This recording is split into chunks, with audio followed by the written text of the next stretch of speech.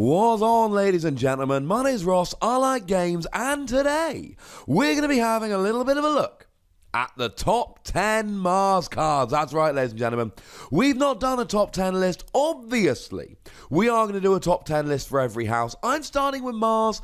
Initially, when the houses were first revealed, I didn't like Mars. I thought generic aliens, boo, hiss, lazy, etc. No. I've opened these in all but one deck that I've bought. And I'll tell you what, I'm enjoying them. So let's have a look at the best Mars cards, shall we? Huge shout out to everybody over on the Facebook group who did help me out with my poll. You guys rock, and I love you for it. Couple of quick honourable mentions before we get going. Ammonia Clouds is a card I like very much indeed. Deals 3 damage to each creature. Yeah, it damages yours as well, but I tell you what, ladies and gentlemen, I have had an awful lot of fun with this. Chuff Ape, 11 power, one of the very most powerful creatures in the game. And when you fight or reap, you can sacrifice a friendly creature and heal Chuff Ape. Good for healing, but also good because, well, you might be able to sacrifice something just to kind of start the recycling process. I like this very much indeed. Because remember, when you sacrifice something, it just goes to your discard pile. So if one of your creatures has a play ability, just sacrifice it so you can get the play ability back later. That sounds like fun. I should mention that Chuff Ape enters play stunned. This happens quite a bit with some of the more powerful creatures. They're hard to get into play. So you play it, you use the action to unstun it, but it exhausts it. And then it's basically kind of a, instead of put it down, exhaust, use it next turn, it's put it down, stun, then exhaust, then use it kind of 2 turns later. It's a bit of a pain, but we can get it working, ladies and gentlemen. We can get it working. Didn't quite make the list, unfortunately. So coming in at number 10, we have Mass Abduction. I like Mass Abduction. You get an Ember bonus when you play it, which is all well and good. And when you play it, it's an action. You put up to 3 damaged enemy creatures into your archives. If they leave your archives, they're put into their owner's hand instead, so they get them back. And it means that if you pick up your archive, you have to give them back, which is kind of sad. But I'll tell you what, ladies and gentlemen, especially if you play something like Ammonia Clouds to damage them all, this can be a really, really good card. You can get rid of your opponent's creatures, put them in your archive, and they stay in your archive until you choose to give them back. If you destroy a creature, your opponent can run out of deck, shuffle their discard pile into their deck, and get them back. But if you archive them, you're rolling. In at number 9, Soft Landing. I adore Soft Landing. I've got this in most of my Mars decks, and it's absolutely brilliant.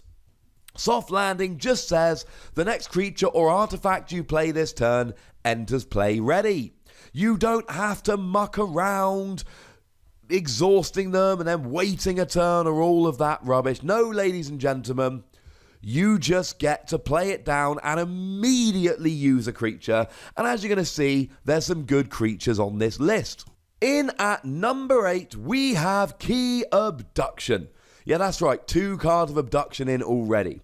Key Abduction returns each Mars creature to its owner's hand, and then you may forge a key at +9 of its current cost, reduced by 1 ember for each card in your hand. When we looked the other day at the potentially broken combo, I'll pop a link to that one in the description, we saw this, and this really is a better option than something like Key Charge, because if you've got 15 cards in hand, you actually forge a key for free when you play Key Abduction. It's quite broken. And of course, you get the Ember bonus as well. It really is a phenomenal over-the-top good card. In at number 7, we have Yxilx? Dominator. Why Yxilx Dominator? Some of the Mars cards are very hard to pronounce. 9 power and an armor, and as you're going to see, armor is not something we see on many Mars cards. And though it does enter play stunned, as we saw with Chuff Ape, because it's really good, but it's a 9 power with Taunt, and essentially, you cannot attack its neighbors unless they have Taunt, which means you basically force your opponent to attack it. which is really good. Some of the other creatures we're going to see on this list, we really don't want them to be taken down. So it's really nice if you can have something like this with Taunt and like, hey, take me down first. I got 9 power and 1 armor. I'm staying around a bit. In at number 6, we have Aether Spider. I like Aether Spider. Now, it is a 7 power, and it doesn't actually do any damage when fighting. But every ember that would be added to your opponent's pool is captured by Aether Spider instead. Now, when your opponent destroys Aether Spider, they're going to get the ember back. But the thing is, in the meantime, your opponent doesn't have that ember, which means they've got to go about taking this down before they can have their ember to forge a key. And they can only forge 1 key per turn, and they don't win till they've forged 3 keys. Now, obviously, if you combine this with a previous card so that you can't actually have Aether Spider be attacked, that becomes quite hilarious. But a 7 power that just captures all of your opponent's ember is going to set them back a couple of turns and be somewhat hilarious. In at number 5, Zyzzix the Many. I know, right? I feel good about that pronunciation. I feel like it's good. It's a free power, which is fine, but when you fight or reap, although remember the fight skills only come in if you survive the fight, so reaping in the early game is better, you may reveal a creature from your hand, any creature. If you do, you archive it, and Zyzzix the Many gets 3 +1 power counters. Plus 3 power, ladies and gentlemen. So it goes up to a 6 power. But then, of course, if you do it the next turn, it goes up to a 9 power. And then it goes up to a 12 power. I've been able to get this up to kind of 12 power fairly easily.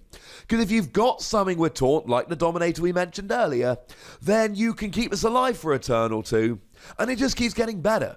Now, after a couple of turns, you can fight with it, and that's fine. But early game, you reap with it. And you turn it into a 6 or a 9 power, at which point it's hard to actually KO it, at which point you can keep fighting with it, and the power keeps going up. If you don't get rid of Zyzzix early, it becomes a huge problem. In at number 4, we see Battle Fleet. Now, you do get an Ember bonus for this, which is lovely. And you reveal any number of Mars cards from your hand. For each card revealed this way, draw 1 card. It is phenomenal draw power, ladies and gentlemen. It is redonk over-the-top draw power. Now, especially if you can use this along with archiving, it's just ridiculous. If you can archive 4 or 5 cards, which can happen, especially with a logos deck, more on that in, I believe, our next video as it currently stands, then you could potentially have 5, 6 Mars cards in hand, which means you draw 5 or 6 cards when you play this. Let's not forget the Ember bonus, please. But then, of course, you're going to actually draw more Mars cards. So if you can have 4 or 5 Mars cards in hand, you play Battle Fleet first, draw another 4 or 5 cards, hopefully 1 or 2 of them are Mars cards, and it gives you a redonk turn. I like Battle Fleet. Battle Fleet is fun. In at number 3, we have got Crystal Hive. Now, this is an artifact, and for the remainder of the turn, it's an action, so you've got to use it during a Mars turn, and then you gain 1 Ember each time a creature reaps. It doubles your reaping. That's phenomenal. Now, it depends how many creatures you've got. As with all of this, it really is dependent on what kind of deck you've got. But if you've got 4 Mars creatures down, you take a Mars turn, you use the action on Crystal Hive, and then you just reap 4 times, and instead of getting 4 Ember, you get 8 Ember. That's pretty ridiculous.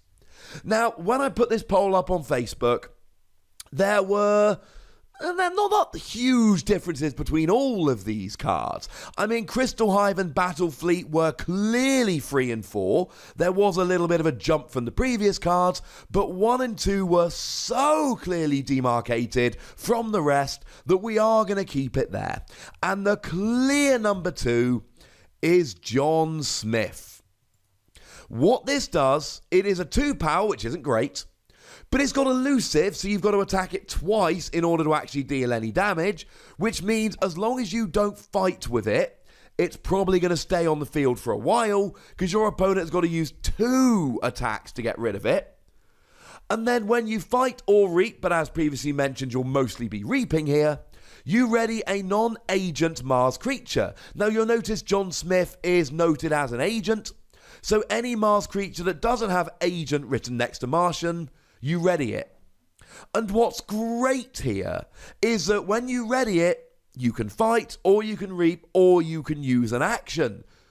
And what's even better here is that you can get some kind of combos going. Now again, as with all Keyforge decks, it really depends on what's in your deck.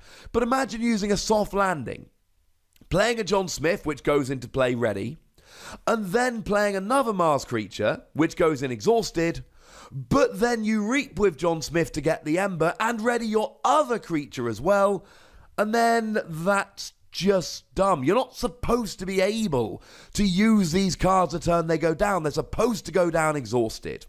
And the great thing is, you can reap every turn to get an Ember and ready another creature, and the fact that you've got elusive means that your opponent is going to have to go after this because it's such a good card. But it's going to be difficult for them to do so. And in at number 1, the clear number 1, and I'm all in favour of this one, Uxlyx the Zookeeper. Ladies and gentlemen, this is a phenomenal card. Now it is again a 2 power, which is not good, but it does again have elusive, meaning it's going to stay around for a little while, which we like. When you reap, and bearing in mind, right, reap gets you Ember. We keep looking at all these great reap abilities, just for the sake of being good reap abilities, but let's not forget you get the Ember when you reap as well.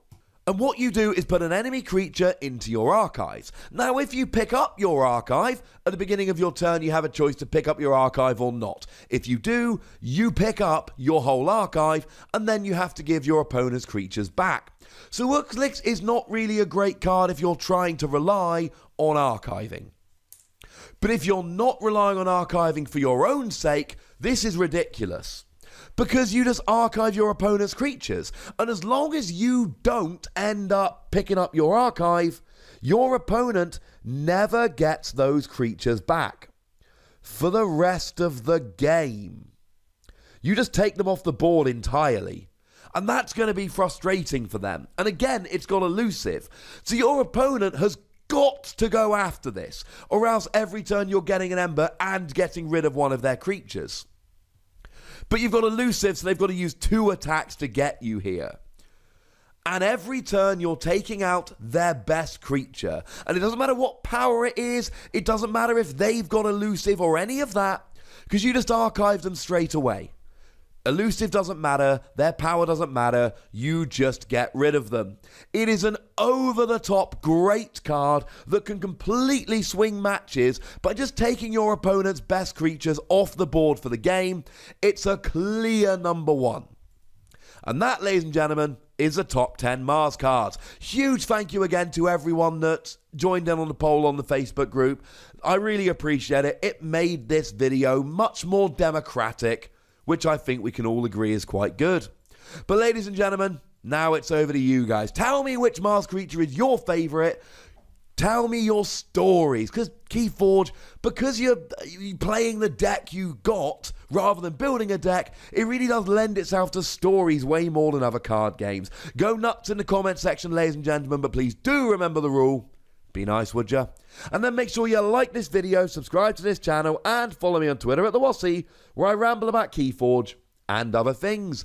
But by far the most important thing, as always, is to look after yourselves until next time. Thank you very much for watching. My name's Ross, and you've been watching Wossy Plays.